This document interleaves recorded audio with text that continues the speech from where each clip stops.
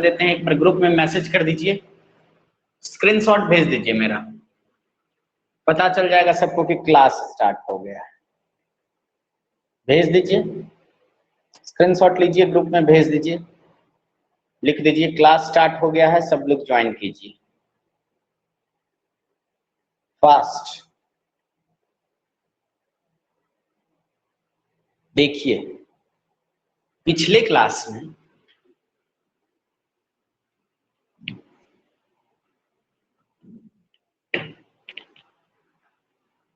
एक minute,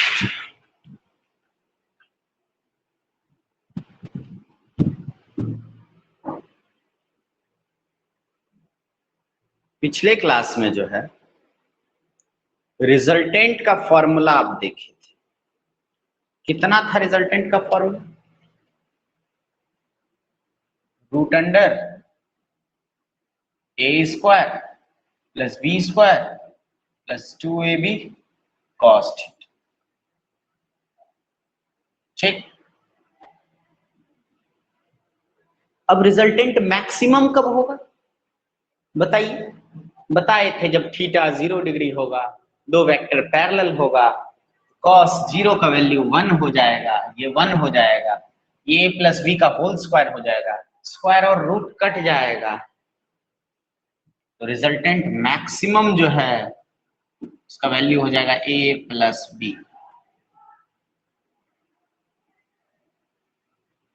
clear है? Resultant minimum कब होगा? जब एंटी पैरेलल रहेगा, दो क्या रहेगा? एंटी पैरेलल रहेगा, थीटा 180 डिग्री रहेगा, ये होगा a माइनस। ये सब स्पेशल केस में बता चुके थे कुछ दिन पहले, तो आप लोग सही से अगर नोट्स नहीं बनाए होंगे, रिवीजन नहीं करते होंगे तो दिक्कत होगा।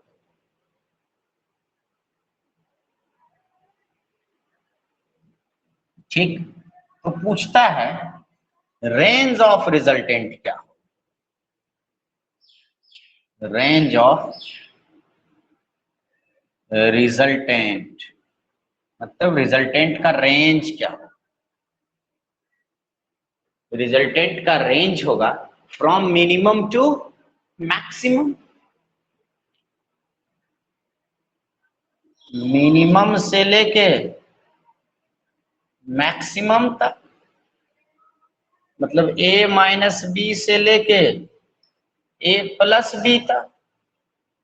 ध्यान देना, a माइनस बी में बड़ा में छोटा को घटाना, जैसे इस पे कुछ क्वेश्चंस लेते हैं।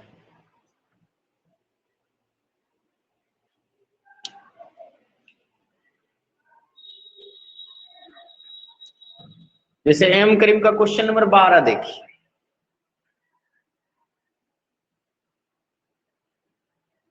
and the resultant of two forces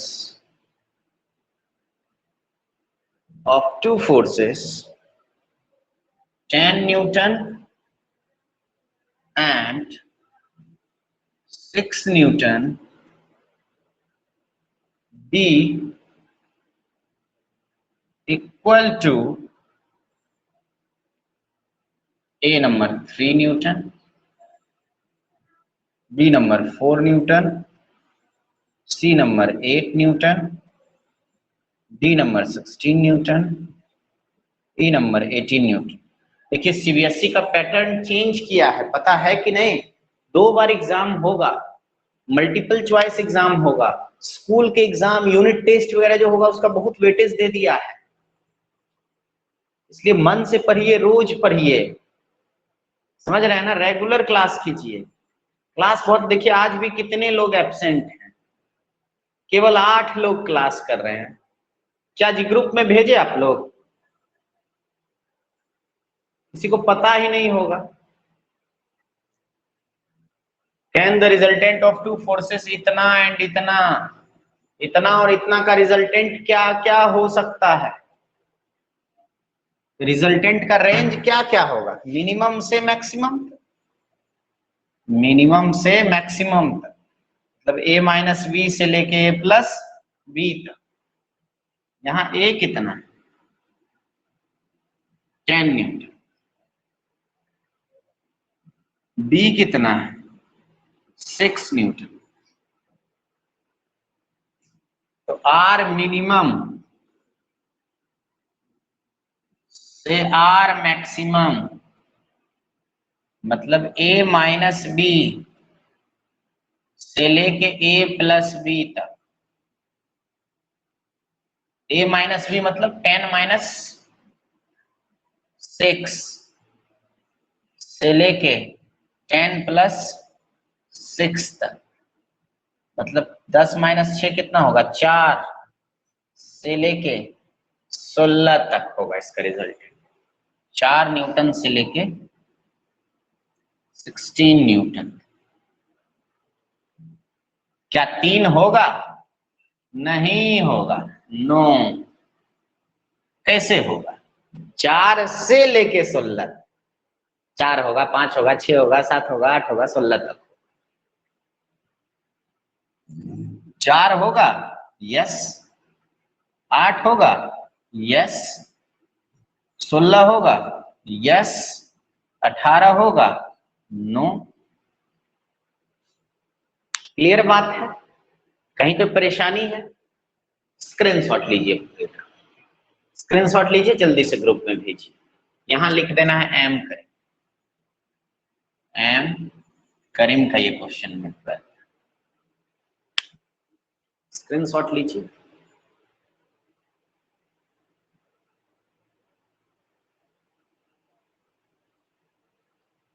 ले लिए? चैट में बताइए, कुछ आप लोग रिस्पॉन्स क्यों नहीं देते हैं? ऐसा सुस्त टाइप क्लास कीजिएगा। यस, कोमल आपको समझ में आ रहा है?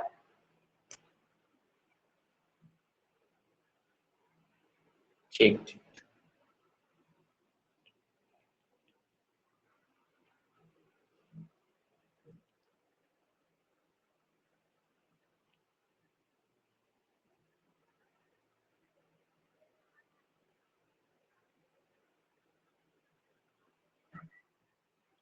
अगला देखिए,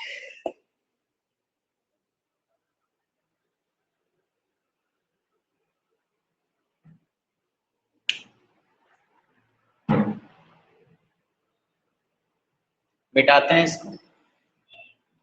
देखो, यूनिट एंड डायमेंशन पूरा कंप्लीट करो, हम पढ़ा दिए। ठीक, वीडियो यूनिट एंड डायमेंशन का सीरियल वाइज जो है ग्रुप में भेज देंगे, तुम लोग देख देख के उस चैप्टर को कंप्लीट करो। यूनिट एंड डायमेंशन और वेक्टर 2 चैप्टर कंप्लीट हो जाएगा। जो डाउट होगा फिर आके पूछना। अब तो शायद स्कूल खुलने वाला भी है तुम लोग का।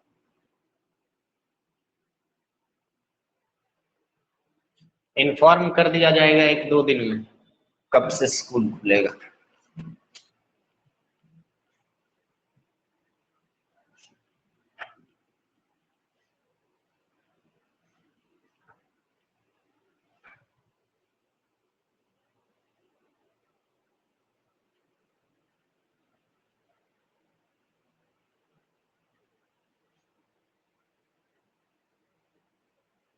क्वेश्चन नंबर 14, एम करीम, the maximum and minimum, maximum and minimum numerical value, numerical value of the resultant of two forces, of the resultant of two forces are respectively 16 Newton and 4 Newton. Then calculate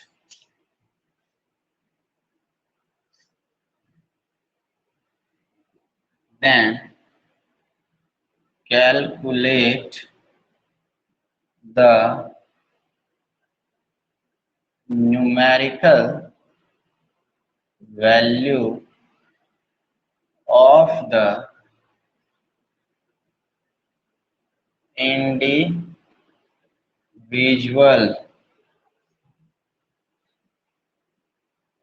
forces।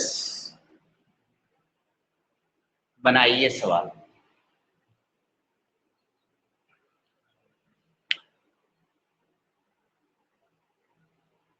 बनाइए ये question. नहीं बनेगा तो बोलिए, हम बनाएंगे।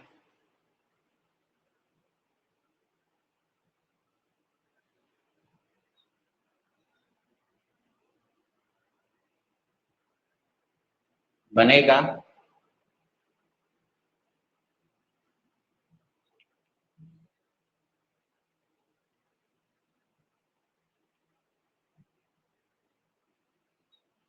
क्या बोलिए। समय बर्बाद नहीं करना है।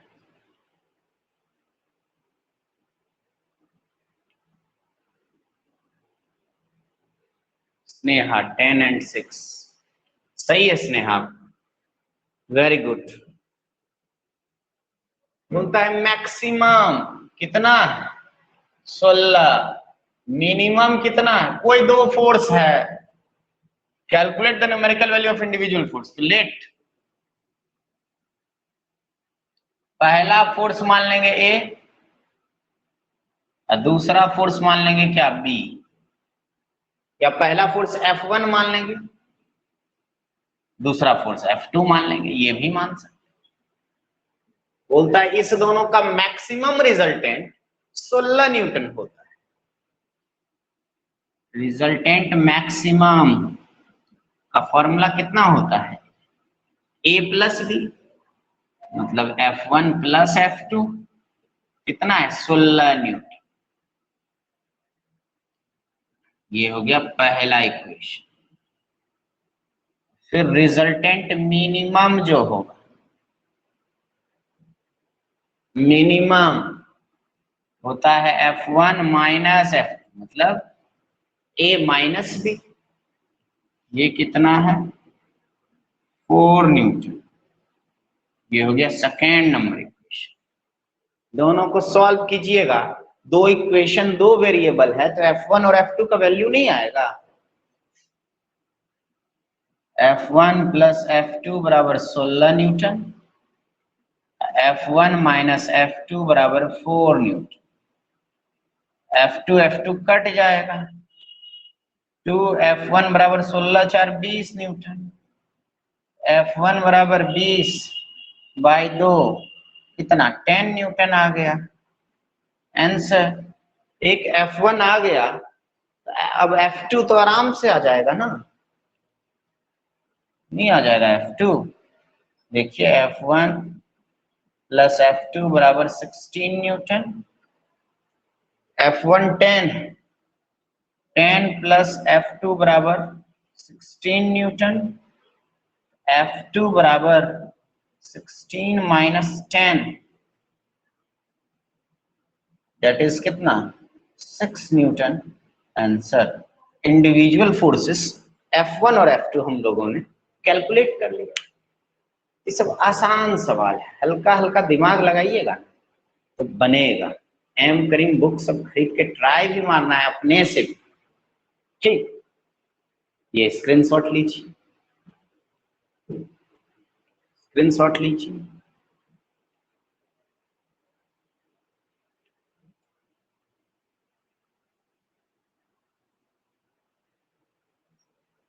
ले लिए।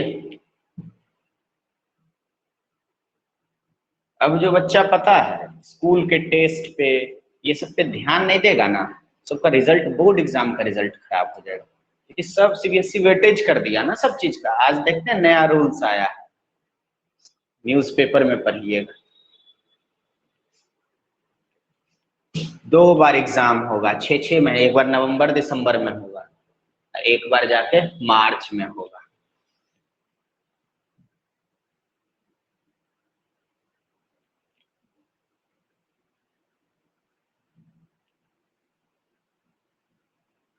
अब इसी क्वेश्चन से जुड़ा हुआ अगला क्वेश्चन है,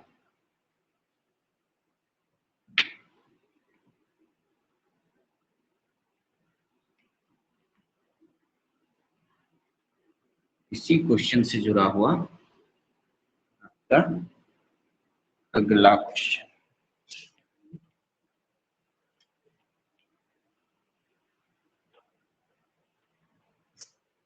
क्वेश्चन नंबर 15। स्पेशल केस जो बताए थे ना हम, उसको आपको बड़ा ध्यान से देखना है। पेज नंबर 25 है, पेज 25 का हम लोग क्वेश्चन कर रहे हैं एम करीम बुक से।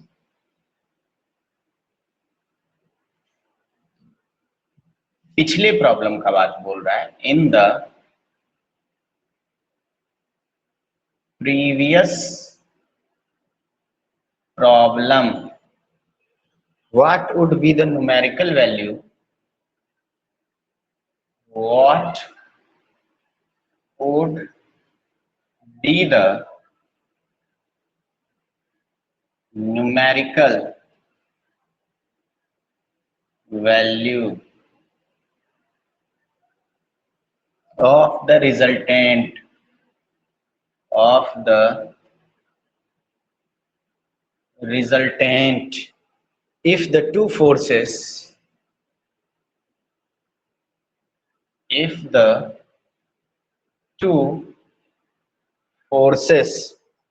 acts at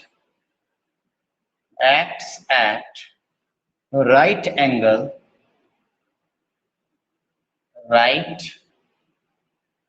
angle to each other। बनाइए, इतना आसान प्रॉब्लम बनाइए। प्रीवियस प्रॉब्लम में ए का वैल्यू या F1 का वैल्यू कितना आया था 10 और F2 कितना आया था 6 न्यूटन। ये इंफॉर्मेशन ले लेना है प्रीवियस प्रॉब्लम का, तब इस सवाल को पढ़िए। सवाल को पढ़िए, ट्राई मारिए, कोशिश कीजिए।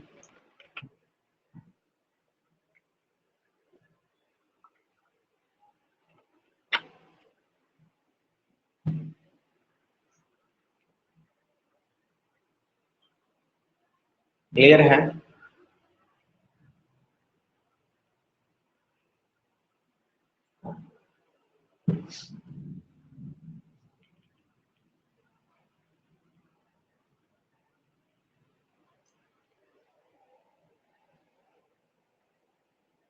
क्लियर है? खुशी बहुत लेट ज्वाइन किया है क्या जी? वो कहाँ है? रितिका नाम की बच्ची कहाँ है? उन्हें क्लास कर रही है। चलिए बोलिए। If two forces are right angle to each, दोनों फोर्स ऐसे अगर रहे, ये क्या है F1, ये क्या है F2 वेक्टर, ये दोनों कितने एंगल पे? राइट एंगल पे। मतलब थीटा कितना डिग्री होगा 90 डिग्री होगा। थीटा कितना डिग्री होगा 90 डिग्री। रूट 136 सही है, सही है। थीटा इक्वल टू 90 डिग्री का कंडीशन नहीं पता है तो ये फॉर्मूला लगा दो, पूरा फॉर्मूला लगाइए। F1 square plus F2 square plus 2 F1 F2 cos theta, यही ना फॉर्मूला है। अब कॉस थीटा कितना है, दो वेक्टर के बीच का एंगल था थीटा, वो है 90 डिग्री।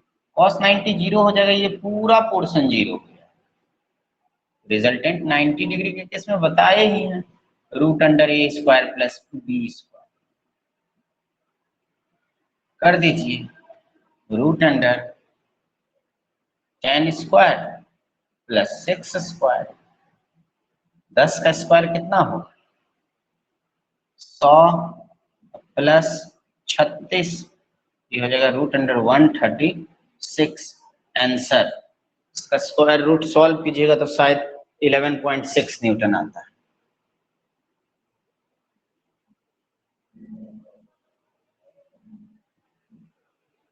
कोई दिक्कत वाली बात नहीं है। स्क्रीनशॉट लेना है तो ले लो।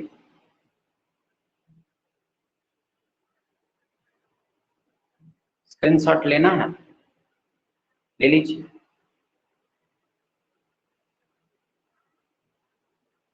हो गया, मिटा दें। ठीक, ग्रिप बन रहा है वेक्टर में, ग्रिप बन रहा है, कुछ लग रहा है कि सीख रहे हैं कैसे। देखो अब ऑनलाइन कुछ पोर्शन तो पढ़ना ही पड़ेगा बच्चा को, नहीं तो कोई उपाय है बताओ। स्कूल कब कैसे, ऑफलाइन खुल भी गया तो भी एक क्लास ऑनलाइन करना ही है। जो रेगुलर करेगा वो आगे बढ़ेगा, नहीं तो बैठा हुआ रहेगा। देखिए अगला चीज क्या है, जैसे रिजल्टेंट का फॉर्मूला बताए थे, रूट अंडर ए स्क्वायर। पहले एक और इस पे प्रॉब्लम देते हैं, एक और प्रॉब्लम देते हैं तब थोड़ा एक्सप्लेन करेंगे। क्वेश्चन नंबर 16 देखिए, 16 the magnitude of the three vectors p vector, q vector and r vector are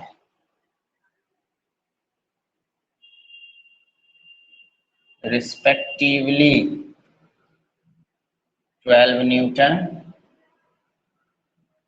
5 Newton and 13 Newton, and if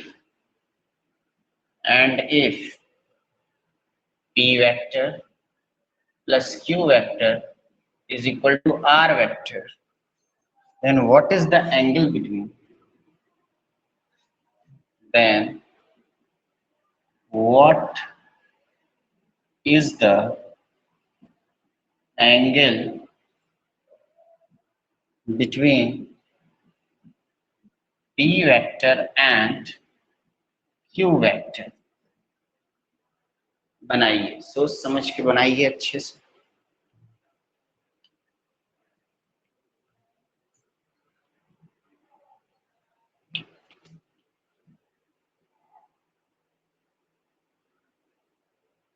आज यूनिट एंड डायमेंशन का कुछ वीडियो भेजेंगे, वो सब देख लेना। क्लियर है?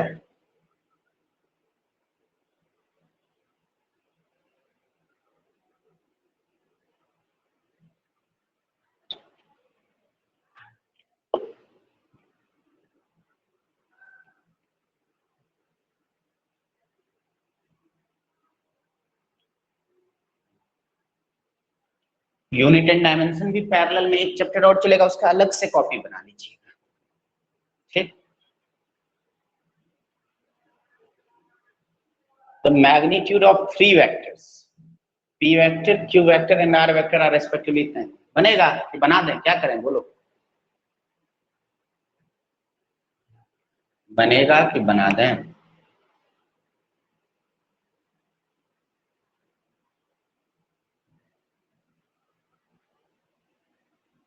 p वेक्टर 12 5 13 समझते हो? 12 5 13 वाला ट्रायंगल देखे हो? पाइथागोरस थ्योरम समझते हो? नहीं समझते हो पाइथागोरस थ्योरम? तो देखिए ये क्या होगा p वेक्टर, ये क्या होगा q वेक्टर।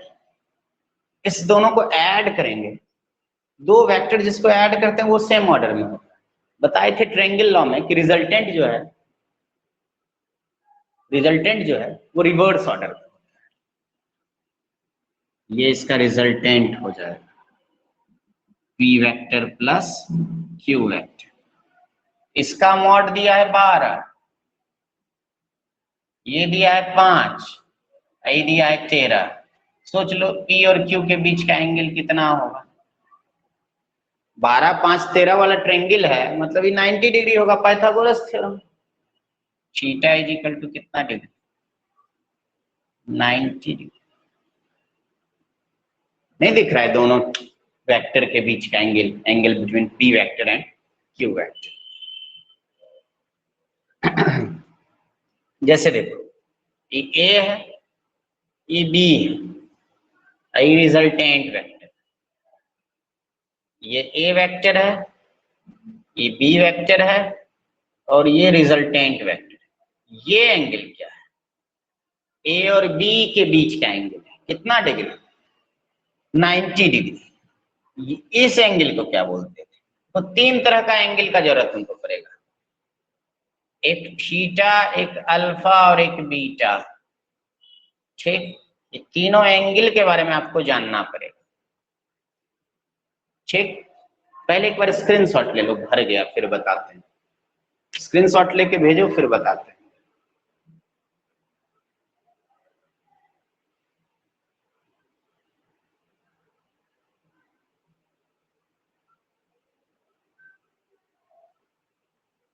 ले लिए, मिटा दें।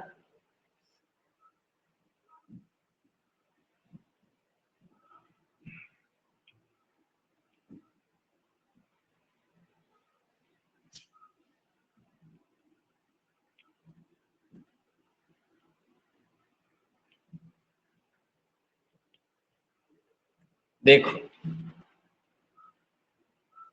ये ए वेक्टर, मान लेते हैं ये बी वेक्टर है और ये रिजल्टेंट वेक्टर। ई तो हो गया ए और बी के बीच का एंगल, इसको हमेशा थीटा से डिनोट करना। जिस दो वेक्टर को ऐड कर रहे हैं उसके बीच के एंगल को क्या लिखते हैं? थीटा होता है angle between A vector and B vector, हमेशा क्या होगा? थीटा होगा। अब बात करेंगे अल्फा का। देखो रिजल्टेंट वेक्टर, रिजल्टेंट और ए वेक्टर के बीच का एंगल को अल्फा बोलते हैं, हमेशा यही बोलेंगे वेक्टर में खासकर। अल्फा क्या है? Angle between A vector and R vector. ठीक, क्लियर? यही डायग्राम को अगर हम ऐसे बनाएं,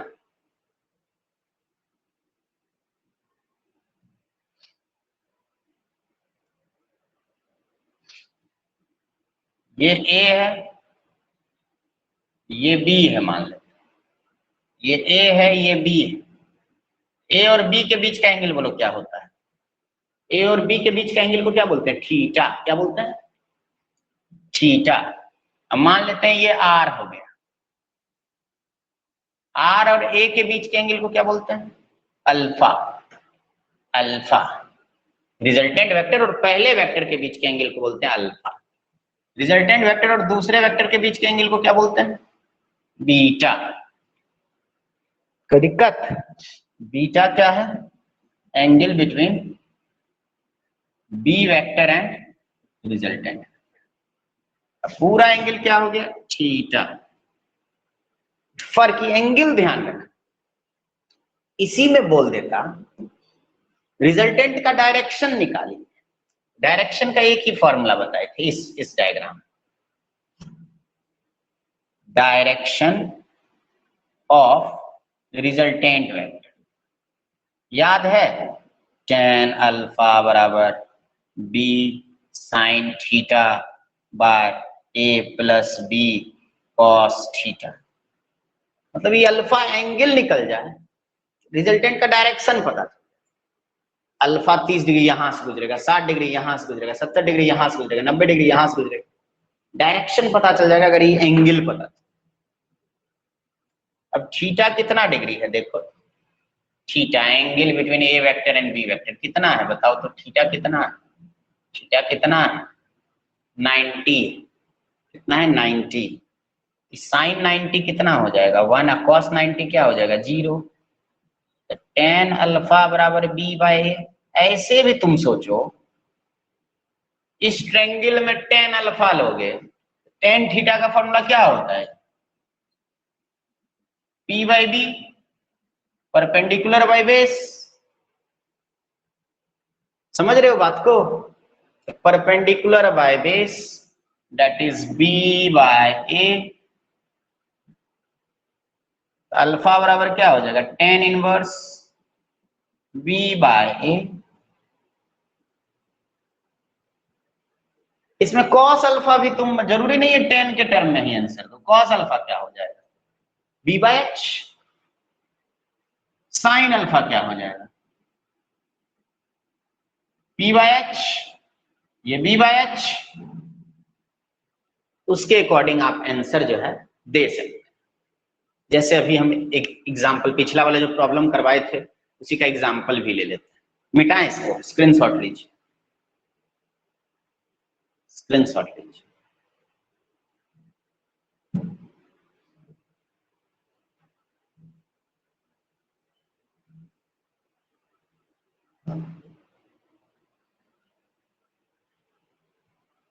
मिटा दें,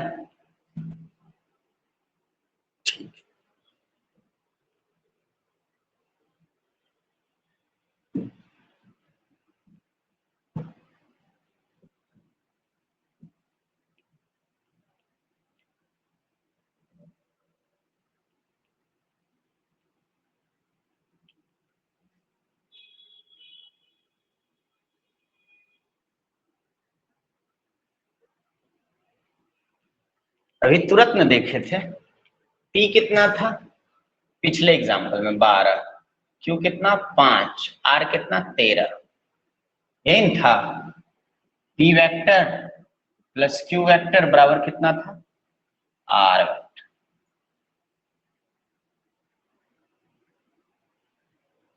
यही था,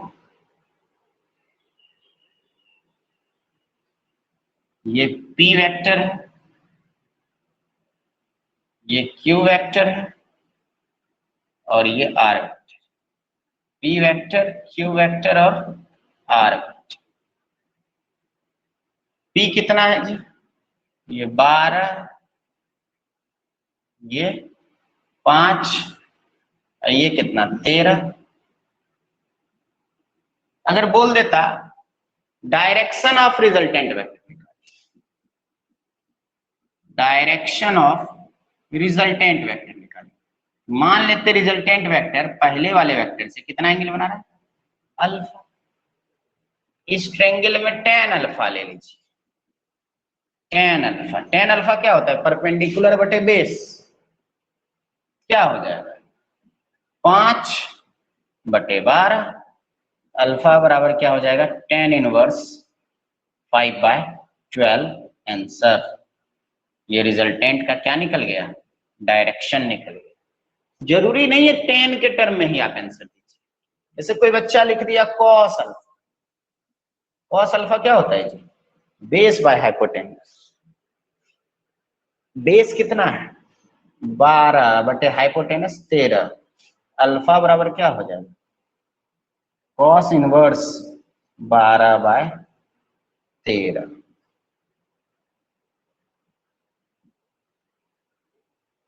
क्लियर है, ये भी आंसर सही। कोई बच्चा अगर साइन के टर्म में लिखता है, नीचे नहीं दिख रहा है, दिखा, कोई बच्चा अगर लिखता है साइन अल्फा बराबर p by H, perpendicular 5 by hypotenuse 13, alpha बराबर साइन इनवर्स 5 बाय 13, ये क्या हो जाएगा आपका आंसर। तीनों सही, जरूरी नहीं है कि आंसर अगर 10 के टर्म में दिया तो आप 10 के टर्म में, बस सही होना चाहिए। स्क्रीनशॉट लीजिए, स्क्रीनशॉट लीजिए।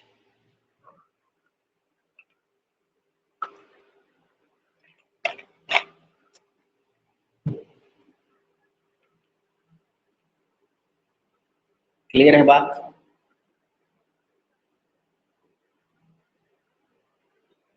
मिटा दें, आगे बढ़ें।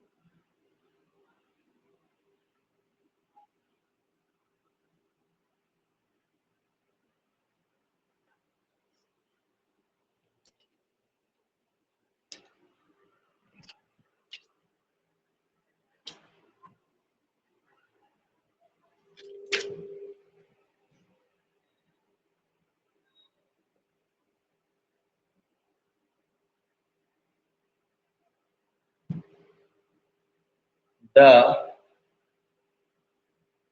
magnitude of three vectors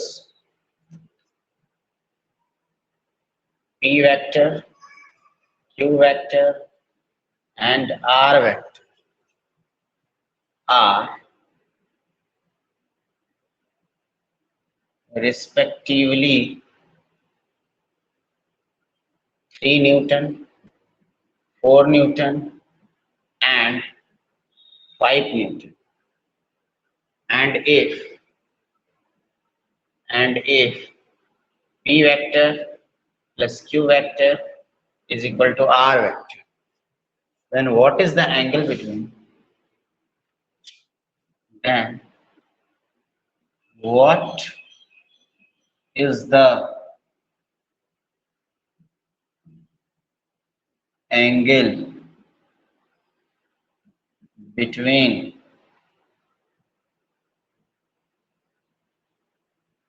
P vector and Q vector? बनाइए अब।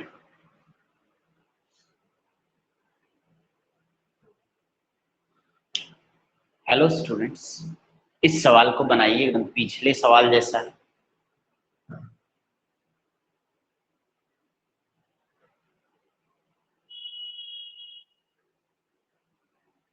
नाइन्टी डिग्री, जो समझ गया थ्योरी वो तो देख के बोलेगा। P बराबर P का मॉड कितना 3 न्यूटन, Q का मॉड कितना 4 न्यूटन, R कितना 5 न्यूटन। ये क्या है? P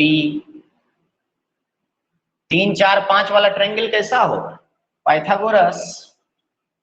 3 4 5 ट्रायंगल है कि नहीं? खट प्लस खट बराबर खट। रिजल्टेंट हमेशा रिवर्स ऑर्डर में होता है। P कितना है? 3 4 5। याद कीजिए P और Q के बीच एंगल कितना हो? थीटा कितना डिग्री? 90 डिग्री। क्या दिक्कत है? कहीं कोई परेशानी? ऐसे कितना मजा आता है समझने के बाद बनाने में, नहीं समझोगे तो सब भारी लगेगा।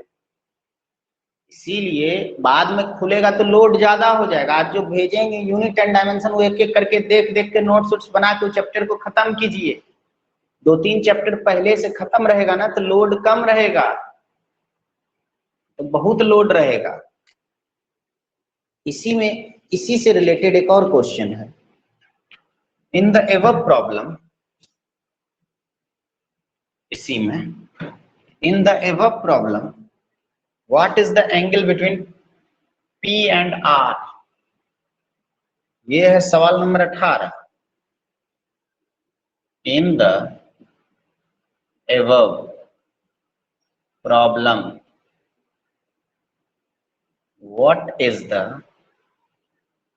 what is the angle between P vector and R vector?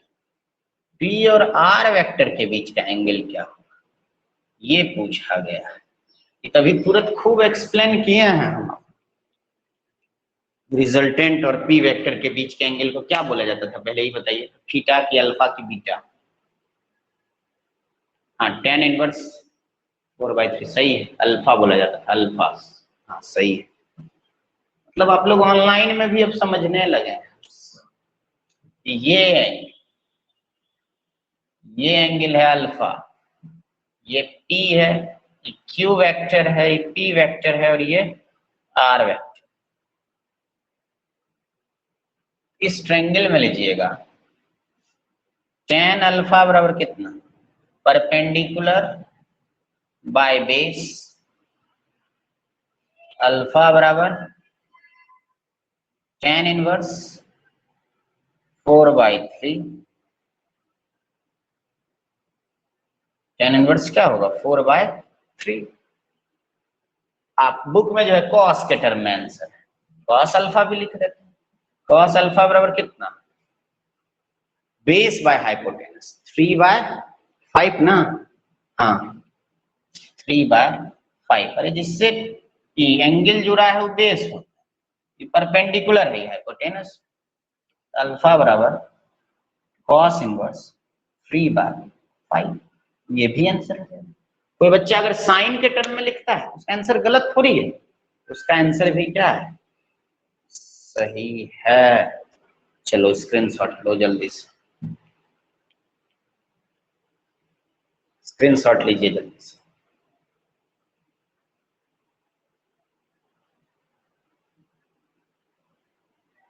ले लिए, ले लिए।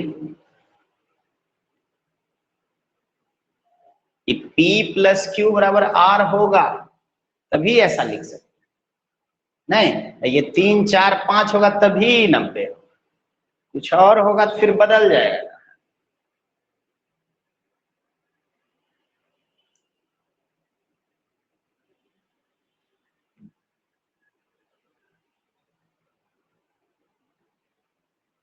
क्लियर है, मिटाते हैं।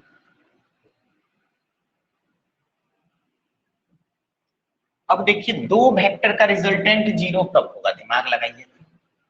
या दो फोर्स का रिजल्टेंट जीरो कब होगा, या दो वेक्टर के रिजल्टेंट जीरो होने का क्या कंडीशन है, कंडीशन सीखना है। दो वेक्टर, अगर किसी बॉडी पे दो वेक्टर या फोर्स भी वेक्टर है, दो फोर्स लग रहा है, उसका रिजल्टेंट जीरो कब हो सकता है।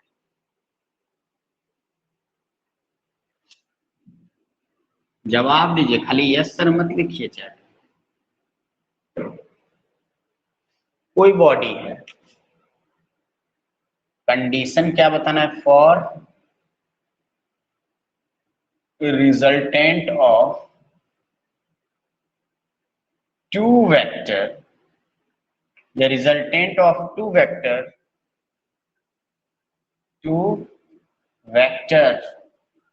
will be zero कब, if, सुन लो, दो वेक्टर लगेगा, जैसे ये कोई ब्लॉक है, ठीक,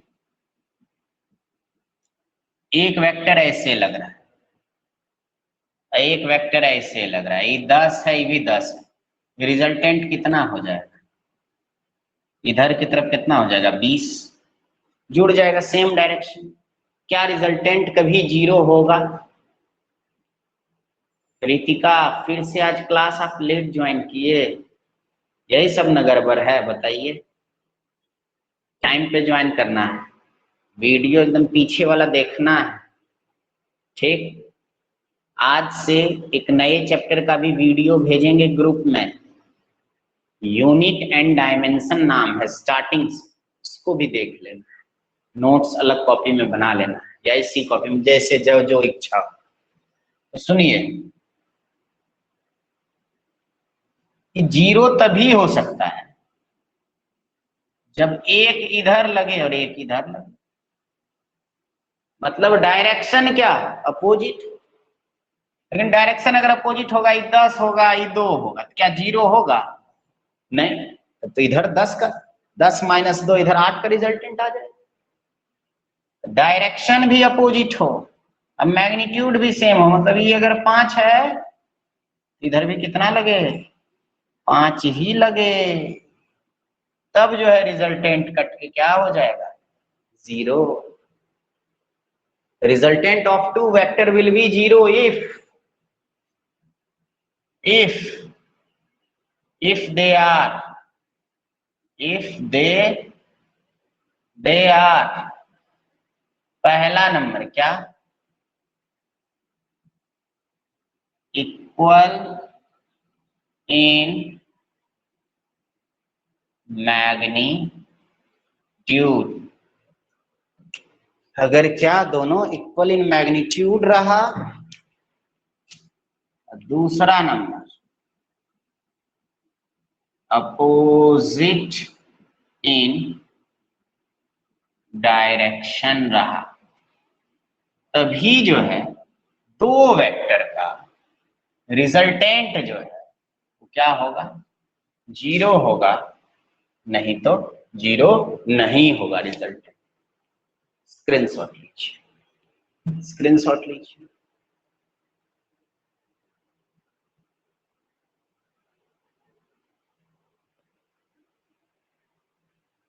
नहीं ऐसे कट जाएगा, देखो 0 हो जाएगा, है ना।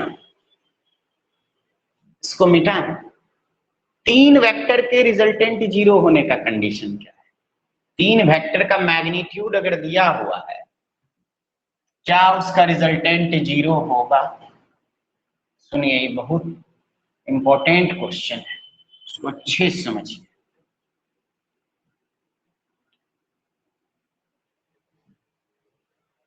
Resultant of 3 vector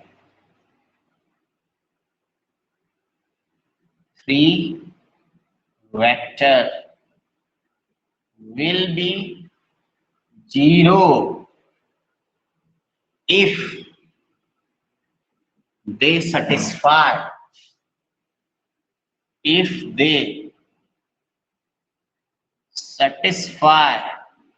the following condition। कोई दिक्कत? 3 वेक्टर का रिजल्टेंट 0 तभी हो सकता है जब कंडीशन सेटिस्फाई करेगा। कौन सा कंडीशन? तो देखिए, 3 वेक्टर है, एक ए वेक्टर है, एक बी वेक्टर है और एक सी वेक्टर है। कोई दिक्कत? a minus B is less than equal to C is less than equal to a plus B, ये कंडीशन।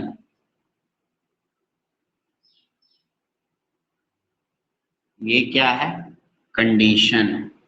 आप बोलिएगा सर ऐसे क्यों किए माइनस देने, क्योंकि ए और बी में जो बड़ा होगा ना, बड़ा में छोटा वाला को घटा देना, यानी कि छोटा में बड़ा वाला को घटा देना, नहीं, जो बड़ा होगा उसमें छोटा वाला को घटा देना।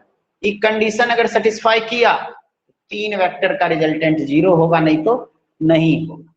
अब इस पे आइए एक सवाल ले लेते हैं, पहले स्क्रीनशॉट ले लीजिए, बहुत इंपॉर्टेंट चीज है ये, बहुत इंपॉर्टेंट चीज है।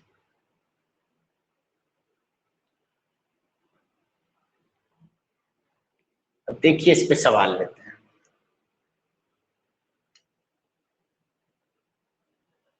जैसे एम करेंगे क्वेश्चन नंबर 8,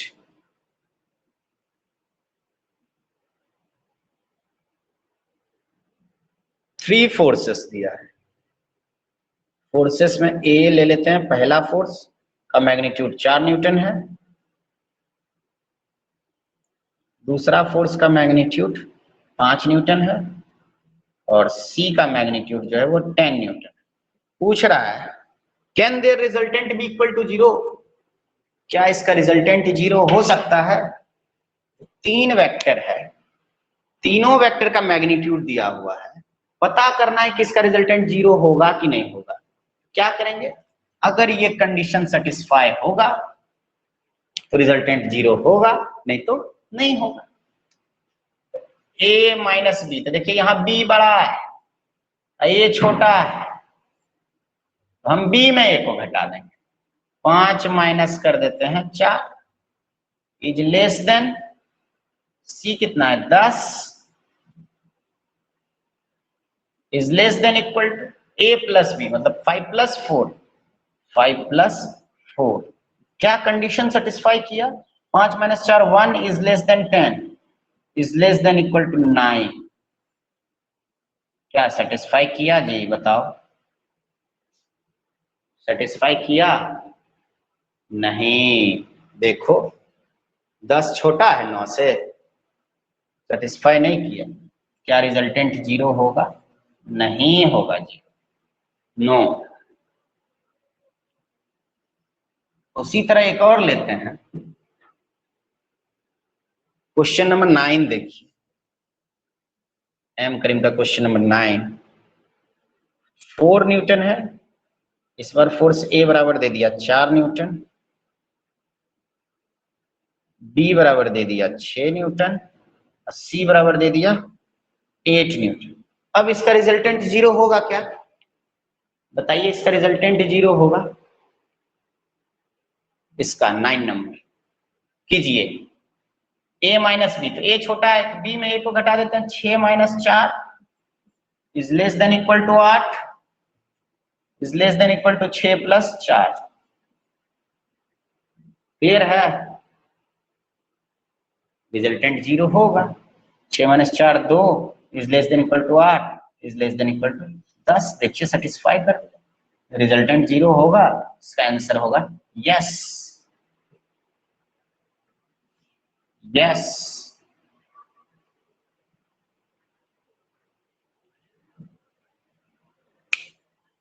नहीं है क्लियर, क्लियर है सब कुछ, स्क्रीनशॉट ले,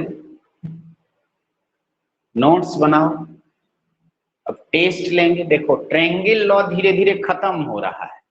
अब एडिशन का दो और तरीका है, एक है पैरेललोग्राम लॉ और दूसरा है polygon law of vector addition, वो भी अगले क्लास में पढ़ा देंगे। बस एडिशन हो जाएगा खत्म, ठीक। 1 से लेके 19 नंबर क्वेश्चन तक एम करीम का कोई भी क्वेश्चन बना सकते हैं, पूरा थ्योरी हम कंप्लीट कर, ठीक। ठीक है, बाकी करते हैं अगले क्लास में।